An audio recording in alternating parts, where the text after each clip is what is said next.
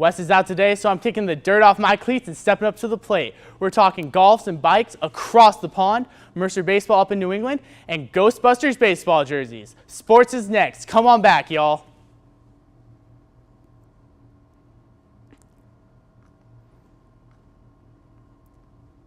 I'm pinch hitting for Wes today. Let's take a look at your Saturday in sports. First up, we have some sad news to report out of the NBA. Hall of Fame center Nate Thurmond has died. Thurmond played 11 of his 14 seasons for the Golden State Warriors and spent the other 3 with the Chicago Bulls and Cleveland Cavaliers. He was part of the Miracle Cavs who went to the NBA Finals in 1976. He was voted one of the 50 best players in NBA history and is known as one of the most dominant centers to ever play. Thurmond died after a battle with leukemia. He was 74. And now let's take a leap across the pond. Check out what happened on the links at Royal TROON in Scotland yesterday. The third round of the British Open began with American Phil Mickelson atop the leaderboard at 10 under, one shot above Swede Henrik Stenson.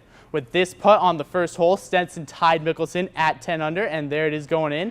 They would stay close as Mickelson uses this putt right here on 3 to stay even with Stenson at 11 under.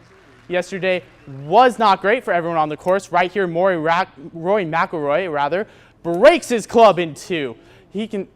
He sliced that shot right there on 16 and was just not very happy about it. Mickelson here, going back to the leaders now, used birdies on 12 and 13 to drive his lead over Stenson up to 2 shots.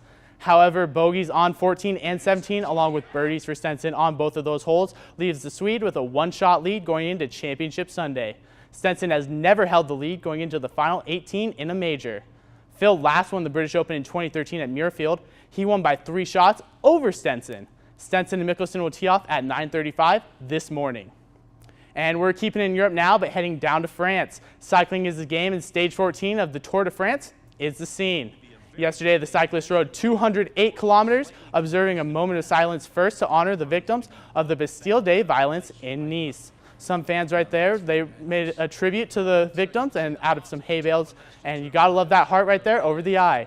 During the race, French rider Warren Barguil got a flat tire, and you can see him playfully being angry as he has a big smile on his face as he rides off. And now the sprint to the finish, British rider Mark Cavendish would eventually come out on top. This is his 4th stage win in 2016 and 30th in his career. Fellow British rider Chris Froome retained the overall lead and the yellow jersey. Now, Mercer outfielder Kyer Lewis has made a name for himself last year in the Cape Cod League, America's premier collegiate summer baseball league, when he hit 8 home runs and knocked in 26 runs. This year, 2 fellow Bears have followed his path up to New England, and let's take a look at how they've done. Second baseman Ryan Hagan is playing for the Cotuit Kettleers, and in 27 games, he has 16 hits, 1 home run, and 6 RBIs. Outfielder Trey Truitt is playing for the Hyannis Harbor Hawks, and in 24 games, he's hit for a .228 average with 21 hits and 6 RBIs. Regular season play in the Cape Cod League ends on August 3rd, and playoffs in the league conclude the next week. Friday night, the Braves got crushed by the Colorado Rockies 11-2. The 2 teams played again last night up at Turner Field.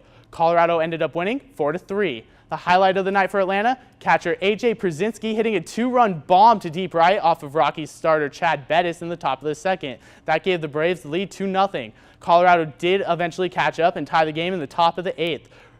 And then in the top of the 9th, they ended up getting the lead with shortstop Trevor Story scoring when first baseman Mark Reynolds grounded into a fielder's choice.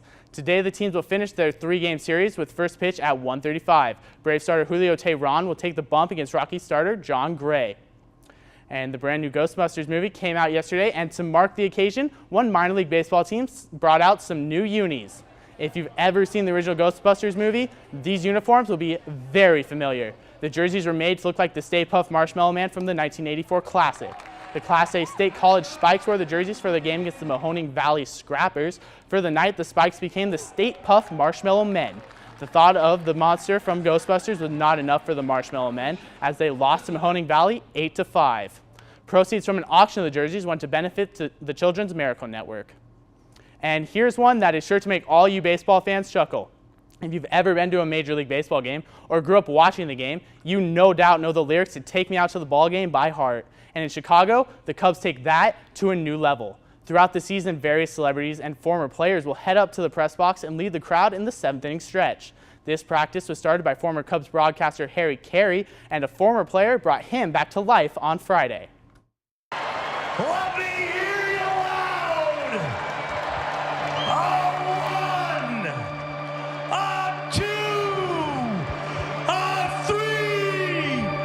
Man, you can't not get better than that. That's former Cubs pitcher Ryan Dempster impersonating Carey during the Cubs game against the Texas Rangers on Friday. And as you can see, fans had a great time with this rendition.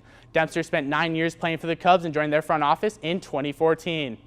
Now that's it for sports. Have a great Sunday, everybody.